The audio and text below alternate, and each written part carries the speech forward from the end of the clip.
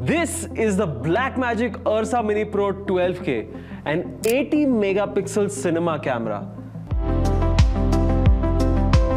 Okay, let's see what's there inside the box. You get a DaVinci Resolve Studio SD card that unlocks the studio version, a Blackmagic sticker, a welcome quick start guide, a power brick, and some cables for a DIY V-mount battery plate. But in the box, there is no power cable, so I hope you have a spare one because Blackmagic actually doesn't include one in the box.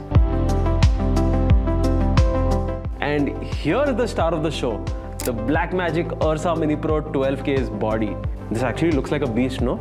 On the left hand side, there is a small screen that shows you the time code and sound levels. So here, there are dedicated buttons for ISO and shutter, and plenty of buttons for on-the-fly adjustments, along with built-in ND filters. So now, let's look at the sensor. This is an 80 megapixel sensor, which is 12,288 by 6,840 pixels. Look, honestly, I have never seen a high-resolution sensor just like this ever in my life. This camera uses the standard PL mount, which offers about 14 stops of dynamic range and has ND stops of 2, 4 and 6 stops. On the inside, there are 2 CFast card slots. On the top, you get 2 XLR audio ports and 4 standard quarter-inch mounting threads. Towards the back, it has an SDI out, SDI in, timecode in and a 12-volt power port. While on the right-hand side, there is an SDI out, a 4-pin XLR and a rosette for attaching a grip. This camera also has built-in mics on the front and the top for scratch audio. And finally, there's a flip-out screen, which is there in most ENG-style cameras. So now it's time to turn on the camera.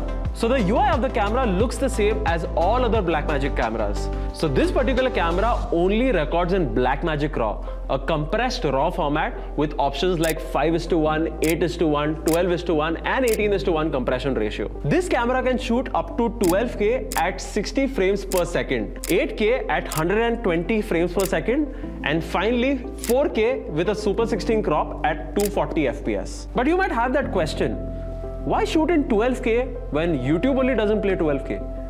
The answer to that is extra detail, because it helps a lot in editing. So in post, you can actually crop and reframe without losing quality, and a sharper original image always will make the final video look very clean.